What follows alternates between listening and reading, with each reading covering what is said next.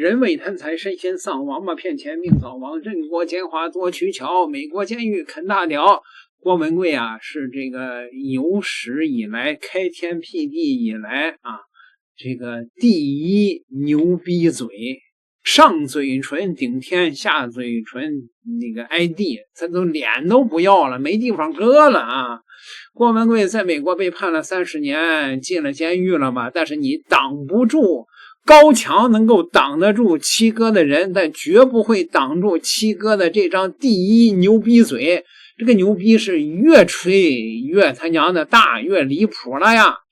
啊，好吧。郭文贵在狱中啊，对外发出了他的这个圣旨啊，教主嘛，教主发教旨了，说呀，你们一定要把这个盖特给做好啊！啊，这个盖特在中国的大陆墙内惊人数据啊！啊，你要知道啊，这个盖特有多少人浏览吗？据估算，墙内约有1亿党员，加上体制内翻墙的民众，上万网的人数可达5个亿。咱们这个盖特啊，现在这个浏览量，那最起码得过亿，1亿多人次。都在天天看我们的盖特。那位说那个数据做不了假呀，因为盖特那个破玩意儿只有这个几百个几千个的那个墙内的浏览量，他说那一个 IP 后边那就是上千万的，因为那个 VPN 嘛啊，那都是那一个 IP 好吧。这帮啊蚂蚁帮中的郭文贵的传声筒们啊，这是蚂蚁帮的骗子，他们不是傻子，他们是骗子啊！天天呢，这个给这帮蚂蚁们吹牛逼洗脑。你看他们说啥呢？现在说中共天怒人怨啊，天灾人祸与王朝灭亡的症状。因为中共现在发了几场大水，他们就说中共要灭亡了啊！说板桥水库溃坝，下一步我估计啊，就是3万。那个不是又该说这个三峡的事儿了，三峡又要塌了啊！这帮他娘的疯蚂蚁呀！蚂蚁帮中有非常痴迷的疯子，根本没救的，吃什么药都不管用的那种啊！说这个郭文贵啊，就是政治迫害啊，什么金融诈骗啊，是吧？你研究这个郭文贵先生的庭审文件，你就知道了。郭先生就是被迫害的，政治迫害的啊！这个面对世界灭共的大环境，如果你是无苗族，看到疫苗对人伤害这个不争的事实，还对我们的灭共事业有犹豫有怀疑，轻易被别人左右你啊，让七哥操心团结分化的问题，那我只想说一句，你不配做战友，不配做人啊！这是一个非常痴迷七哥的母蚂蚁啊，恨不能的那个啊，是吧？那七哥能出来干他，但是七哥这辈子出不来了啊！七哥在那里边让别人干呢，让黑的哥干呢啊！战友们啊，开始总结了，说这个七哥呀，上诉的核心，他不是有一个蚂蚁律师叫什么奇侠的吗？这个奇侠说啊，上诉的核心是法律错误，而非事实错误。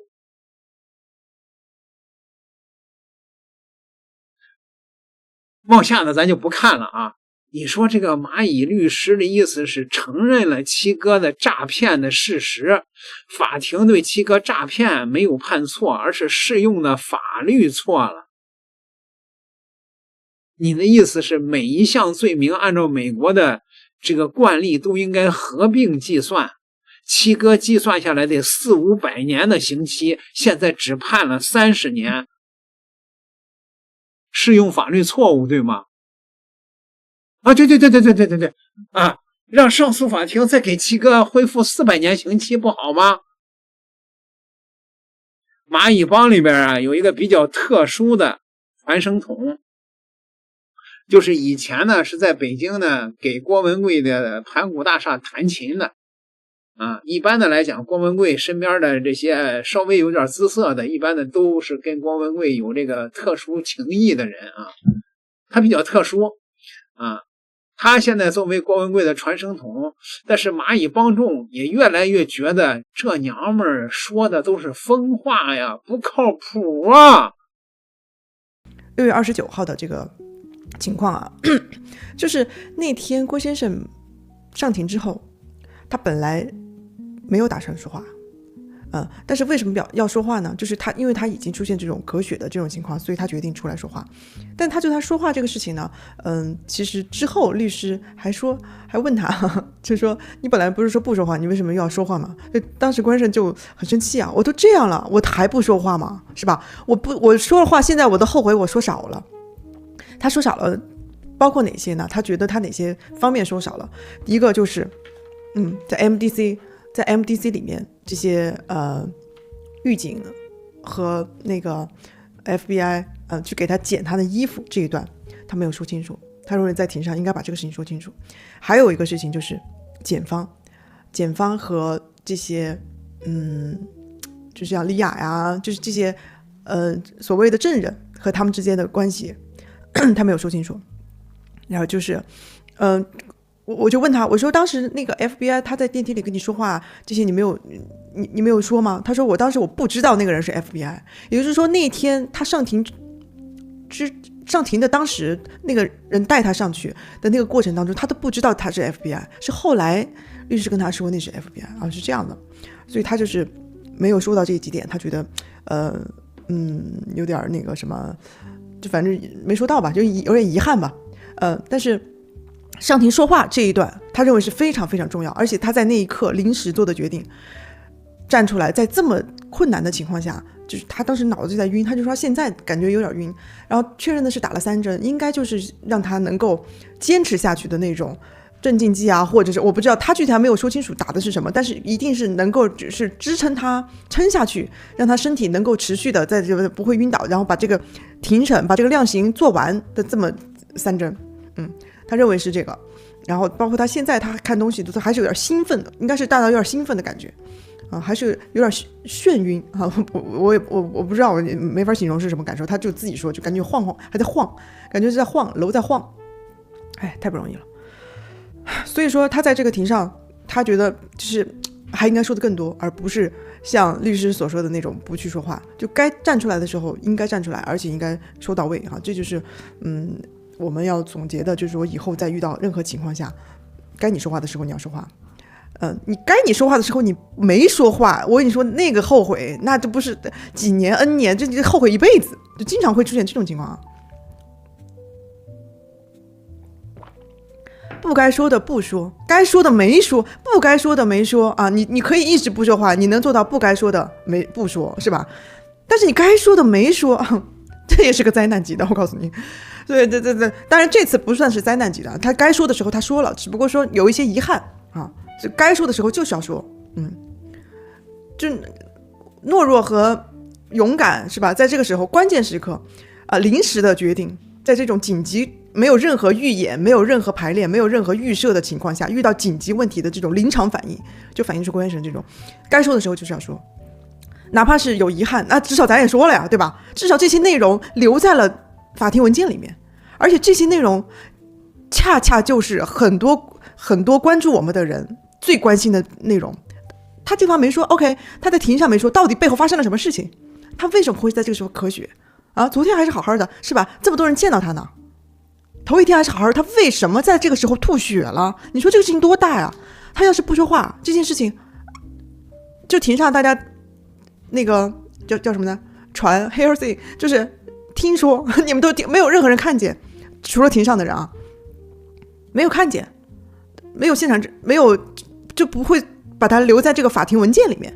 留在笔录里面，这是很重要的呀。所以这个东西对于我觉得我们所有的战友都是要有这种反应，就是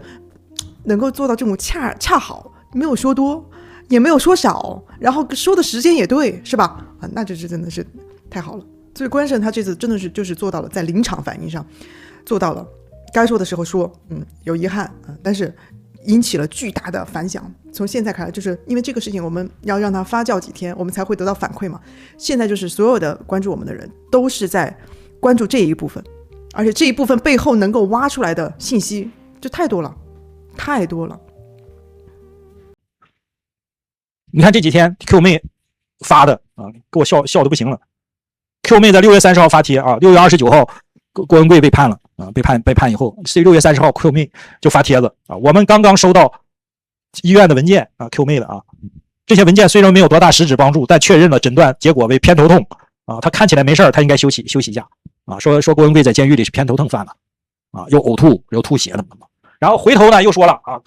这个又说啥呢？说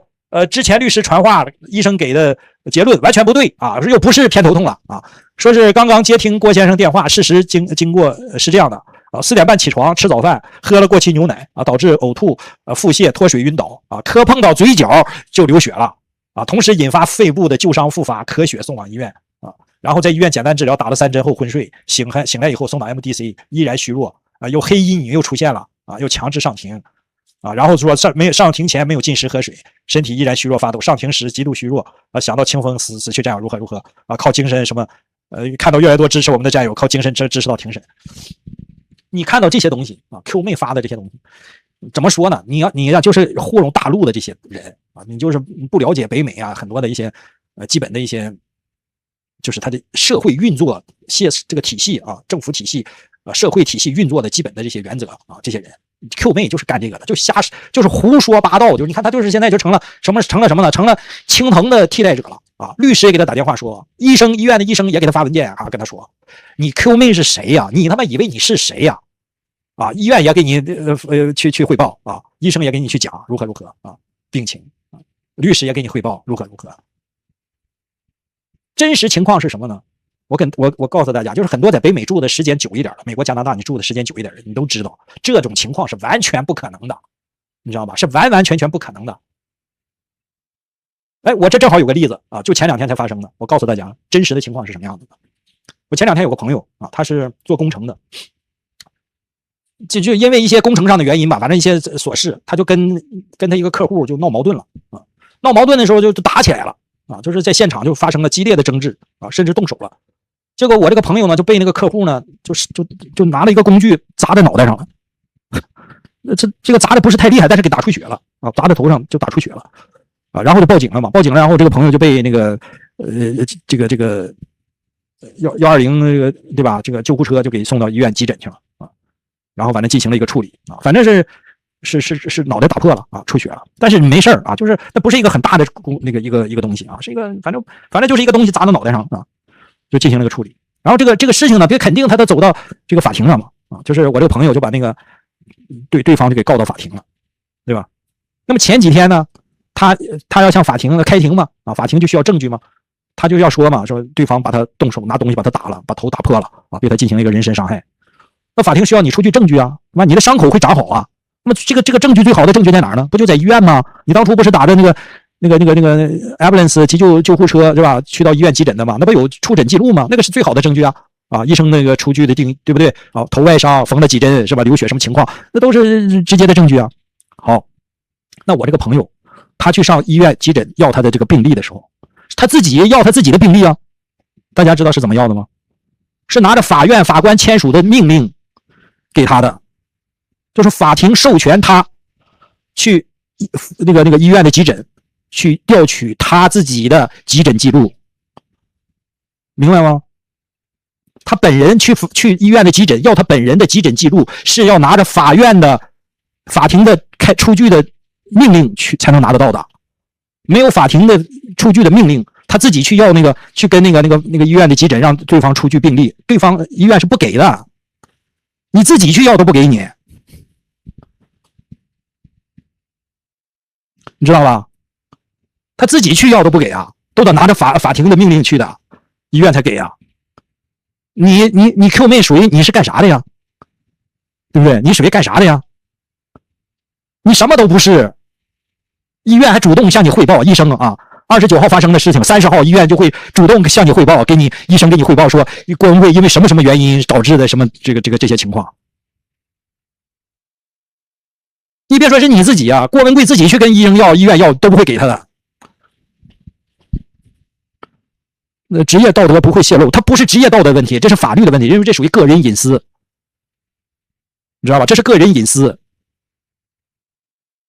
就包括我这朋友，他为什么要拿法院的命令去人家医院才给你呢？医生才给你呢？就是因为如果没有法院的命令的时候，我如果要你就给我的话，我把它用到别的用处上了以后，我回头可以告医院告医生的呀。你怎么就泄露了我个人的隐私呢？对吧？那你说那医生说那你要的，我要的你就给我呀，对不对？那我当时你知道在西方很多有理由，说我当时喝酒了，或当时吃药了，是吧？我的神志是不清楚的啊，我当时不知道怎么迷迷糊糊的就跟你要了啊，你就给我了，你可以完全推得一干二净啊。所以在这边来说，个人隐私的医生，尤其医生这块的啊，还有律师，就法律上的这些个人隐私的东西的时候，你必须是由法官签署的命令才给的。因为我到时候一旦被你起诉的时候，我拿出命令来，是法官要求我提供的，那我就免责了，你知道吧？这是医院的医生是不可能给你告诉你郭文贵的任何一点病情的，甭管他是喝牛奶吃拉肚子了，还是什么摔倒了磕破的，你是不可能知道的啊。你就是胡说八道 Q 妹，还有就是律师又跟他汇报如何的。你别说是你啊，律师就是七嫂郭美打电话找律师去问郭文贵的相关的案情，律师都不可能跟他说的。一样，律师和医生什么他们所面对的这个隐私权的对他们的这种限制一样的严厉，他是绝对不可能向除了当事人之外的任何其他人泄露关于当事人的相关的任何一点的信息了，包括他的直系亲属，没有法庭命令，他都不会去跟七嫂也好，郭美也好，他的亲属也好去讲郭文贵的案情的任何事情。你这倒好啊，律师也打电话跟你汇报啊，医院的医生也打电话跟你汇报。Q 妹，你真是舔个大脸啊！我操啊，你真是不了解北美这边到底是怎么回事，你就敢撒这种谎，你就敢这么样的瞪着眼睛胡说八道。所以我就告诉大家，这就是完全就证明了，第一 ，Q 妹完全是在撒谎。他完全什么都不懂，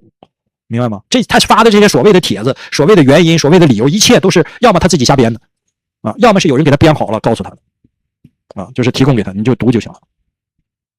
你知道吧？啊，包括 Q 妹说什么我拿生命担保，我说的话都是真的，你狗屁，你放屁啊！你的话都真的，你哪句话是真的？再说你生命担保，你有什么生命？你的生命值几个钱？你的生命能担保什么？对不对？你的生命顶什么呀？你就敢这么样的胡说八道，瞪着眼睛胡说八道啊，骗这帮人是对吧？这帮愚昧的这帮傻乎乎的，这不可能的。包括不有当庭有战友也发信息吗？问的吗？对不对？问那个郭先生律师吗？他可不可能在那个 MDC 的关押期间打电话给这个所谓联盟的这些人？律师说绝对不可能，完全不可能，你知道吧？他是不可能打给他的这些共犯的，就是因为已经有RICO法案起诉了嘛，他怎么可能给他的这些同案犯打电话呢？还能指导你工作，还指挥你的行动，这全都是不可能的。而且我之前给大家分享那个法庭文件的案卷的时候嘛，他是从2023年就是315之后的几个月，2个月是3个月，就被禁止和给他的家人，别说是伪联盟这帮人，就包括家人就已经禁止他给家人给那个七嫂和郭美打电话了，因为有人冒充他的律师，冒充他的家人。有人冒充他的家人跟郭文贵通电话，被监狱发现了，然后就连带性的连他的直系亲属的通话的权利也被取消。然后后来又发现有人冒用啊，就是他的翻译，他的这个法庭的就给他做口语的一个翻译，也是冒用他家人的名义去到这个 MDC 去见这个郭先生郭文贵，也被 MDC 发现了，也被取消了他的家人探视郭文贵的权利。也就是从2023年这个315被抓以后，然后过了2-3个月，大概2023年6-7月以后，他的家人也都见不到郭文贵了，他的探视权也被取消了。也就是从那以后，从2023年的5月6月以后啊，6月以后，他既不可能打电话出来，也不可能见任何人，就是包括他的直系亲属啊，他的家人，他的太太都没有见过。也就是从那以后，从那个2023年6月份以后，所有伪联盟这个打的电话、传的话，得到什么郭文贵的电话，得到郭文贵的信息，什么的等等，这所有这一切没有一样是跟郭文贵有关系的，郭文贵全都不知道。包括郭美什么每周去探视，放屁，不可能，没有，法庭文件已经早就说了，他被取消了探视权利。好像后来说是法庭文件后来显示是张友兵张永兵假冒郭先生的家人的名义去探视，被 MDC 发现了，你知道吧？所以这一切全是假的，也就是这一切都是假，这一切都是假的，什么 TD、CCP 都是假的，都是伪联盟他们骗钱的工具。就反复跟你们说，你们都不相信，拿着法庭文件跟你们讲，你们也不相信，还在那买那什么 TT、CCP 那些东西，买完了最后现在5分钱了吧？前2天掉到1分钱了吧？你们几块钱买的吧？跟你们说你又不相信。虽然蚂蚁帮现在还有个别的偏向于清醒的帮众，但是呢，绝大多数都是通过郭文贵这么多年来以这种智商逆淘汰的方式，通过吹这些人神共愤的牛留下来的这些人，他能够信郭文贵吹的那些牛。你比如说有20多个机构邀请郭文贵去月球旅游能信这玩意儿的人没有一个是正常人，到现在醒了的还是少数。郭文贵虽然在监狱里边无期徒刑了，但是人家蚂蚁帮的这种荒诞的吹牛灭共的大业依然会继续，除非美国把他们一个个全抓了。点个订阅吧，咱们下期再聊。